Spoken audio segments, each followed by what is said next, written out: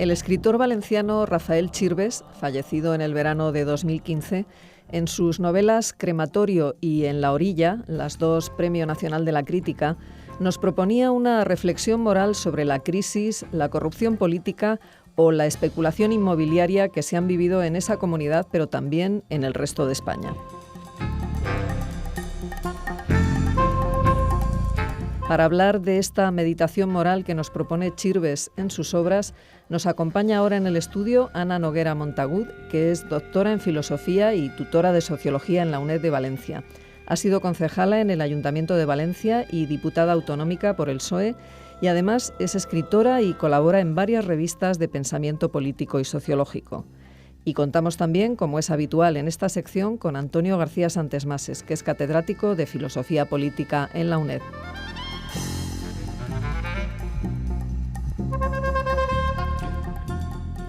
Buenos días, tenemos hoy con nosotros a la profesora Ana Noguera, que viene de Valencia y que, como verán nuestros oyentes, precisamente por el tema de Valencia, es una de las cuestiones que le vamos a preguntar más por todo el tema de las cosas que han ocurrido y que nos viene un poco a la cabeza cuando estábamos dándole vueltas a cuáles podían ser algunos de los temas de este año, cuando murió este novelista Rafael Chirves.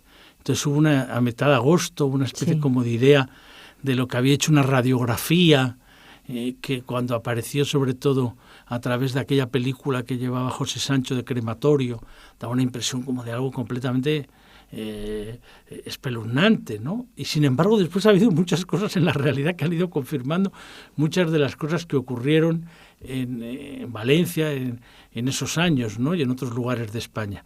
Pero antes de entrar en eso, por aquello de hacer primero un poco de análisis teórico, de ver un poco cómo los efectos de ese modelo de capitalismo inmobiliario, de capitalismo donde ha habido ese nivel de despilfarro, de corrupción, la relación con el medio ambiente, nos interesaba hacer una cierta caracterización primera de la crisis en la que hoy nos encontramos, que es un tema al que le hemos dado vueltas y sobre el que últimamente ha escrito Ana Noguera un trabajo muy interesante, Consecuencias sociales y culturales de la crisis. Entonces esa es la primera pregunta, ¿cómo es la crisis en la que hoy nos encontramos? Pues buenos días, hola Antonio.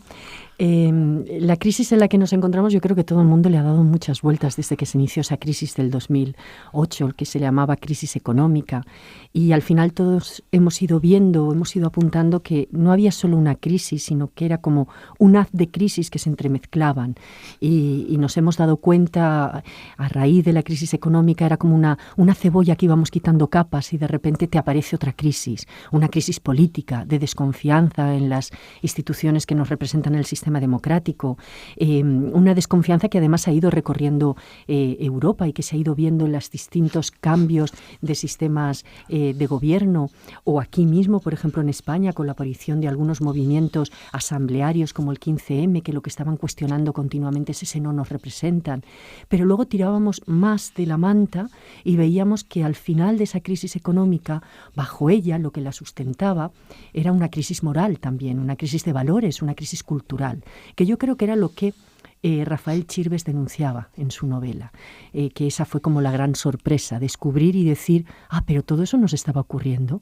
Y decíamos, claro que estaba ocurriendo. Es más, no solo nos ocurría, sino que mirábamos hacia otro lado, que estaba en nuestro alrededor y la sociedad en su conjunto parecía como ignorarlo o no darle importancia. Esa era la base, yo creo que cultural, en la que nos hemos tropezado con esta crisis y que ahora, en mi opinión, en una modestísima opinión, intentar seguir poniendo parches a la situación económica o buscar salidas parciales sin resolver realmente hacia dónde hemos de ir de forma cultural, de forma social, con los valores en la maletita, pues nos va a llevar otra vez a un desastre, a medidas cortoplacistas que bueno, pues simplemente palían las situaciones de forma transitoria, y seguimos hablando de macronúmeros, de macrocifras, de los discursos que hace el presidente de gobierno que no tienen ninguna piel, como dice el propio Partido Popular, ni ninguna empatía. Es decir, hay una crisis, en mi opinión, social, que fue la que destapó la crisis económica. No sucedió porque sí, sucedió porque había un caldo de cultivo que permitió que ocurriera esa crisis. Bueno, y entonces podríamos ver varias dimensiones.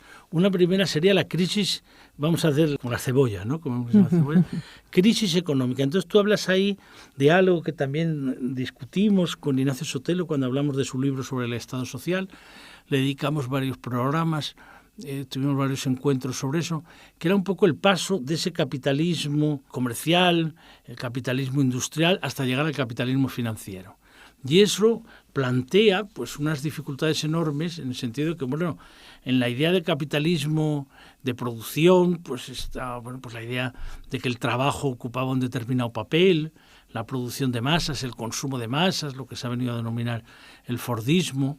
Bueno, pues eso planteaba también una relación entre democracia y capitalismo, planteaba pues un determinado modelo de Estado más vinculado al estado del bienestar, pero el capitalismo financiero de alguna forma rompe con la lógica de la política, es decir, incluso pone en cuestión el papel del Estado-nación en relación a la globalización. Uh-huh. ¿Cómo es esta primera dimensión del capitalismo financiero? A ver, hay quienes dicen que el capitalismo había entrado en crisis y que estábamos viviendo una crisis del capitalismo, pero realmente lo que el capitalismo ha hecho ha sido casi hacer una elevación, y una elevación por depravación.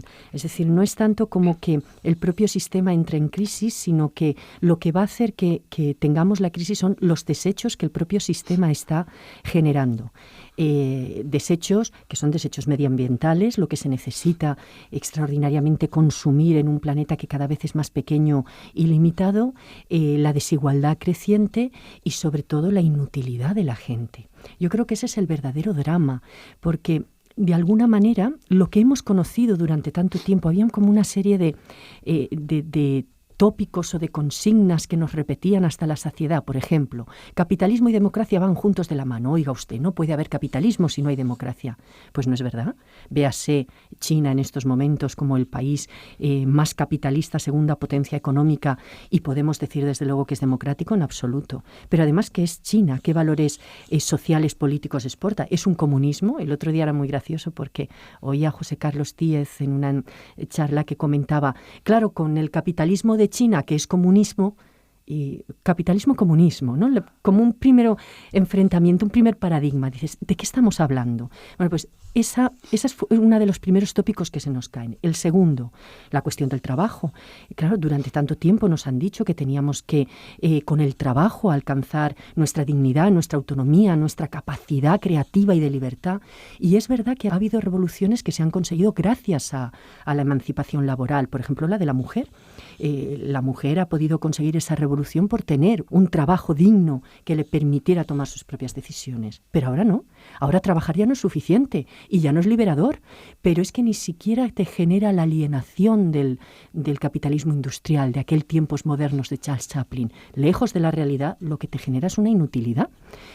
Una inutilidad porque hay mucha gente que ya sobra del sistema. El sistema financiero ya no necesita la mano de obra que necesitaba el capitalismo industrial. Y entonces, ¿qué vamos a hacer con la gente que ya nos incorpora al sistema? Y la tercera cuestión que me parece también a plantear como contradicción o característica de este nuevo sistema capitalista, la desigualdad. La desigualdad ha sido un elemento siempre social, combatible desde la política, y que se hablaba de crecer económicamente para distribuir. Pero ahora ya no podemos seguir creciendo ilimitadamente, porque el planeta no nos lo va a permitir. Pero es que además estamos viendo que crecer no significa distribuir. Estamos consiguiendo eliminar márgenes de pobreza realmente dramáticos en el mundo como uno de los objetivos del desarrollo de la ONU, pero eso no quiere decir que eliminemos la desigualdad, que cada vez es más creciente.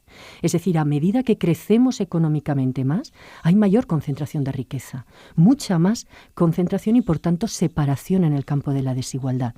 Por tanto, ahora ya trabajar o repartir económicamente no significa distribuir. Habrá que sacar un nuevo concepto cultural encima de la mesa, que a lo mejor es la limitación.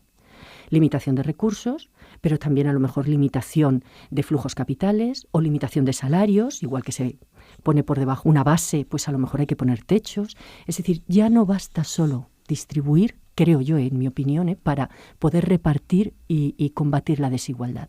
Hemos de sacar un nuevo concepto encima de la mesa que lo produzca. Y en ese tema tú tratas un asunto que va a ser muy importante para cuando aterricemos en el País Valenciano, recordando a Chirves, que es el problema de que ante ese proceso de globalización, ante ese proceso de expansión del capitalismo financiero, pues la gente ha buscado, pues de alguna forma, un arraigo en algo, por lo menos siquiera como instinto de protección. Y entonces, pues vemos que ha entrado en enorme crisis el Estado-Nación, pero por otro lado, pues que han vuelto a aparecer con una enorme intensidad las identidades.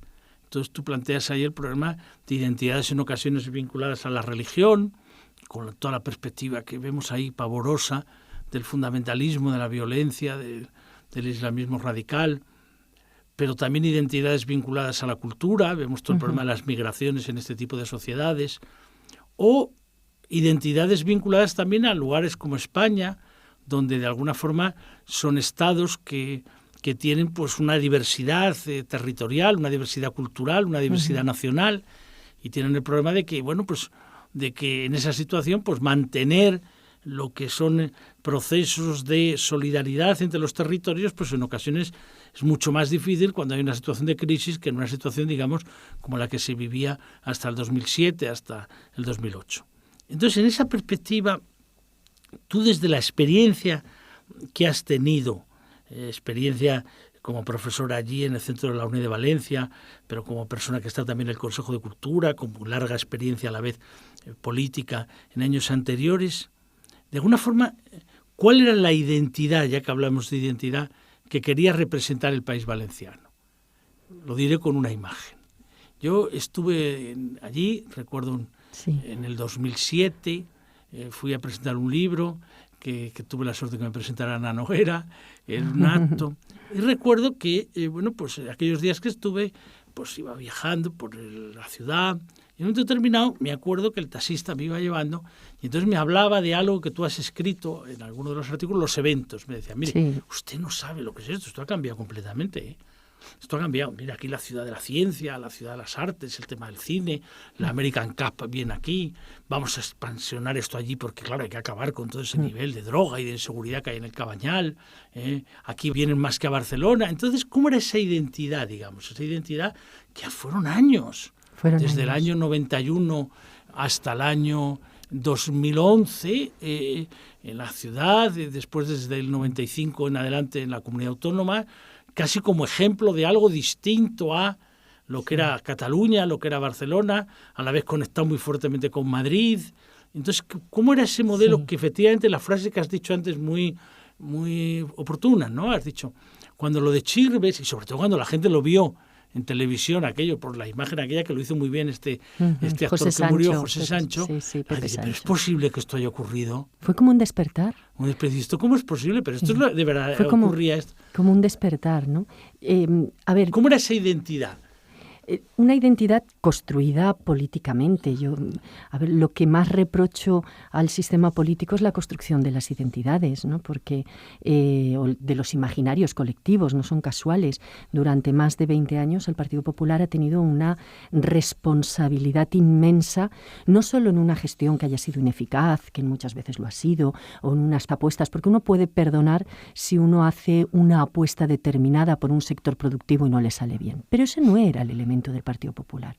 Ahí, para intentar llevar adelante una sociedad feliz, digamos, que era lo que se pretendía transmitir, ¿no? Una sociedad feliz, potente, pues un paraíso casi terrenal, había que crear un imaginario colectivo que así lo pensara. Y así, debajo de ese imaginario colectivo, todo lo demás se podía producir. Entonces, los eventos, las construcciones inútiles que no servían para nada, pero que eran carísimas, el hacer las cosas como se venían haciendo en la Comunidad Valenciana durante mucho tiempo, sin plantearse el porqué de cada cosa, si no se hacían, y tenemos tantos elementos que hemos perdido, pues se han caído el sistema financiero, bancario, Toledo, de la Comunidad Valenciana. El Terra Mítica ya es algo que ha pasado a las manos privadas. La Ciudad de la Luz, que era todo el mundo del audiovisual, está a punto de venderse a trozos. Por supuesto, ha desaparecido Radio Televisión Valenciana, que era el tema de identidad de una comunidad que tiene una lengua propia. El Palau de les Arts sirve ahora, como todo el mundo le llama, el lugar de bodas, banquetes y comuniones, porque pues se alquila para eventos de cualquier tipo, desde una comunión a un bautizo, a una boda, para intentar rentabilizarlo. Es decir, un sinfín de millones lapidados en construcciones que la gente podía sentirse ufana. Yo creo que era el sentimiento que se quería transmitir, un sentimiento de orgullo, de ser más. Hubo una frase, fíjese usted, de la antigua alcaldesa que definía muy bien esa idea. Una vez comentó, dice, si Nueva York puede, nosotros, ¿por qué no? Ese era el sentimiento que había que crear. ¿Por qué no? Lo que usted quiera soñar puede serlo, sin considerar las limitaciones que eso tiene. Claro, debajo de esa gran burbuja de escenografía, pues se ocultaba todo lo que se puede ocultar: maletines, dinero, corrupción. Pero antes de entrar en la corrupción, es decir, la idea, digamos, estaba vinculada, que yo creo que también en otros lugares de España ha ocurrido, ¿no? Y antes de la crisis, hasta que estalla la crisis, estaba vinculada a una cierta idea de que habíamos pasado, no de esto que llamas tú, el capitalismo industrial al capitalismo financiero, sino de alguna forma a una idea de una especie de sociedad del ocio, de sociedad donde se podía vivir de otra manera, donde, por ejemplo, pues aquel taxista que me llevaba por Valencia, yo le decía, dice, pero estos pisos de aquí media cuestan millón y medio de euros. La gente estaba orgullosa de que los pisos costaran muchísimo dinero. Claro, y yo le dije, pero bueno, ¿y quién los puede comprar? Me dice, no sabe usted, aquí se mueve el dinero y aquí... Entonces, claro, ese modelo tenía algo de la idea de que de alguna forma, bueno, pues se llega enseguida allí, pero a la vez hay pues toda la fuerza enorme del turismo, una determinada forma de turismo unido a grandes eventos, efectivamente, con lo que era lo tradicional de un desarrollismo de la playa, limitado, el desarrollismo, o sea, pero la idea de que había como una especie de máquina inagotable de recursos que la gente tenía para comprar una segunda residencia, poder disfrutar ilimitadamente de un consumo más o menos ostentoso. Entonces, todo eso de pronto es como si se viniera el despertar de todo eso. Sí. A ver, yo creo que eso en cierto modo era el origen de la crisis económica que se tenía, que era cómo se produce una crisis económica sin que la gente la perciba, pues creando una identidad, un imaginario colectivo que lo hace posible, claro, entrampando a todo el mundo. Esto es un poco como cuando Margaret Thatcher sacó aquel capitalismo social, donde, oiga, todos podemos ser capitalistas, y te daban la pequeña porción de una enorme empresa que la manejaba uno con un 25% y los demás pobres pequeños capitalistas que tenían una acción no se enteraban de nada, ¿no? Pero era como un capitalismo social para tomar un poco el pelo. Pues en cierto modo ese imaginario colectivo se creó para poder mantener eso, porque si a uno le decían vamos a realizar tal infraestructura que cuesta un 400% más de lo que está previsto, que es el caso del Palau de les Arts, por poner un ejemplo, un 400% más de lo previsto. Y que además usted no va a poder pagar y vamos a pasar una deuda que va a hipotecar a las generaciones siguientes, pues claro, si uno lo hace desde la razón y desde los números, pues probablemente la gente se lo piensa y dices, oiga, no. Entonces, para que eso produjera, había que dar la imagen de que efectivamente Valencia era como un motor incombustible, potente, fuerte, capaz de competir con cualquier otra ciudad. Las primeras. Y por supuesto, con un enemigo a comparar, que en este caso para el Partido Popular y el imaginario que creó siempre era Cataluña, ¿no? Ahora que estamos con el tema de la identidad de Cataluña. Había que crear cierta identidad solidaria en torno a un elemento que estaba basado en ese consumismo un poco frenético y desbordado. ¿Qué tiene que ver con la vieja idea de que además de Cataluña existen los países catalanes, con la idea del valencianismo como algo distinto al catalanismo? Incluso algunos reivindican como una lengua específica, porque es difícil ver las diferencias, pero bueno, por lo menos culturalmente, o sea, todo eso sí que ha llevado a unos debates, ¿no?, fuertes. Sí. Entonces, es decir, ¿por qué había esa idea de que aquí se conseguía más que lo que tenía y que nuestra conexión debía ser con Madrid, no con Barcelona? Sí, a ver, lógicamente la conexión o la competencia con Madrid no era tal. Lo que con Madrid se hacía era la cooperación y la conexión con la capital de España, ¿no? Era como decir, ahora mismo el eje ya no pasa por Madrid-Barcelona, sino el eje va a venir por Madrid-Valencia, que era lo que se intentaba económica y políticamente traducir. La dificultad entre las relaciones Cataluña-Valencia es, bueno, yo creo que fomentada fundamentalmente por los años de la transición democrática a nivel político, ¿no? Cuando se crean los estados de autonomía, se tienen que buscar diferencias e identidades en las que la verdad es que no ha habido mucha... Yo creo que no ha habido ni mucha empatía, ni mucha mano izquierda, ni mucha capacidad política de llevarlo adelante. Lo que ocurre es que el mundo universitario, que además ha sido siempre, el mundo universitario y el mundo de la cultura, la Comunidad Valenciana, fundamentalmente progresista, que estaban con la identidad más progresista, entendían que la lengua era un todo común entre Baleares, Cataluña y Valencia. Efectivamente, a nivel lingüístico y a nivel científico, las diferencias son pocas y las diferencias son, bueno, pues dadas por la particularidad de cada territorio, evidentemente es así. Entonces ahí se ha establecido un hueco, una rendija que el Partido Popular supo aprovechar muy bien para reclamar la identidad valenciana, diferenciada y por encima de la catalana, y crear un conflicto absolutamente de competencia, que por supuesto en la otra orilla no ayudaba mucho los catalanistas desde una vertiente independentista de intentar reclamar països catalans acogiendo otros territorios que no fueran suyos. Entonces esto todo ha acabado en un conflicto muy, muy político, más que cultural, pero desde luego generando mucha controversia y mucho daño en la propia sociedad valenciana incluso, que la sociedad valenciana no se identifica en general por tener un carácter ni independentista, ni separatista, ni muchísimo menos, sino son fundamentalmente, hay un sentimiento más español incluso que la mayoría, que autonómico o independiente. Ahora mismo si hiciéramos una encuesta yo creo que saldría, ¿usted se siente tan español como valenciano? Y la mayoría dirían sí, sin diferencias, la mayoría. Pero lógicamente los extremos jugaban a posicionar los polos distintos. El catalanismo frente al valencianismo jugaban con posiciones políticas diferenciadas, ¿no? Ha sido como un juego político durante todos estos años, saltándose las normas científicas, las normas culturales, las normas lingüísticas. Todo eso estaba emborronado en el debate, por decirlo de alguna manera. ¿Y eso influía también en lo de los eventos? Es decir, en la idea de crear una especificidad valenciana. Sí, porque por ejemplo pues decían la American Cup se viene para acá, los premios de fórmula de las carreras de coches, después todo el tema de que, bueno, pues de alguna forma los barcos, o sea, había toda una idea de que había un modelo, de que aquello había entrado en crisis y esto se mantenía como una especie de cosa efectivamente, más robusta, como una alternativa. Una alternativa potente donde la relación pasaba, era como trasladar y decir, el eje en estos momentos es Madrid-Valencia, no Madrid-Barcelona, déjese usted, esto ya ha pasado, ¿no? La posmodernidad, por decir la época del siglo de oro se vive en Valencia. Esa es un poco el refrendo que los políticos de esta época han tenido y que era lo que podía engrandecer a determinados políticos. Y hay una cosa que aunque podamos plantear en un próximo encuentro más, pero yo me gustaría que dijeras algo para terminar. ¿Cómo se produce el despertar? Porque eso es un poco la sensación tremenda de la película sobre la novela de Chirves, ¿no? La imagen aquella. Pues es un aterrizaje muy duro. Porque... Y bueno, y los reportajes. Yo diría que para la gente no solo fue el impacto que fue de la serie, fue muy, muy tremenda, ¿no?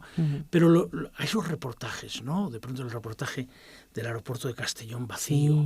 Y dice, pero bueno, ¿y cómo se ha podido construir, gastar todo eso? Es una cosa que no sé qué. Claro. Eso da una impresión, ¿no? Daba una impresión de que, hombre, el sistema financiero es verdad que ya estaba más conectado con lo que pasó con las distintas cajas, también con lo que pasó con Bankia y todo aquello, ¿no? Pero sí, esa sensación de haber invertido enormemente en obras algunas de ellas que no se utilizan. Que no se utilizan, que están absolutamente cerradas o paradas, como el Ágora en Valencia, cosas que ya no tienen rentabilidad y que además uno pasea y ya no la ve con la luz que se veía antes, sino se ve casi como una sombra decadente de decir que no se nos caiga encima, ¿no? De eso también hay un poco. Fue un despertar duro, porque la sociedad valenciana no quería ser consciente. Ahí entra, durante mucho tiempo ha habido mucha denuncia de los medios de comunicación, denuncia política, denuncia de activistas sociales, intentando, lógicamente, hacer la comparación de lo que estaba ocurriendo, lo que pasaba, esos sobrecostes, ese gasto millonario especulativo, esas viviendas que se construían, que ahora la comunidad tiene más viviendas vacías que nadie, claro, construía más que nadie, entonces, por tanto, ahora tienen más viviendas vacías que nadie, ¿no? Y se veía que era una máquina que de alguna manera iba a estallar. La denuncia estaba y se hacía, pero no se quería ver, porque había como una sensación colectiva, primero de que eso no era posible, de que éramos potentes, poderosos y de que el talonario uno lo sacaba y lo firmaba casi, sin darse cuenta, que la máquina de hacer billetes estaba ahí. Pero también había algo un poquito perverso, que yo creo que era lo que Rafael Chirves, en sus dos novelas, tanto en Crematorio como en La orilla, la segunda, que es realmente incisiva en esta segunda novela, venía a destacar. Y era que todo el mundo colectivamente más o menos lo sabía, pero, si usted tiene un corrupto en la familia que trae dinero y algo queda, el bienestar se reparte, ¿no? Un poco como algo quedará, como el aeropuerto ese de Castellón, del abuelo, se hace, pero algo quedará, ¿no? Algo aportarán.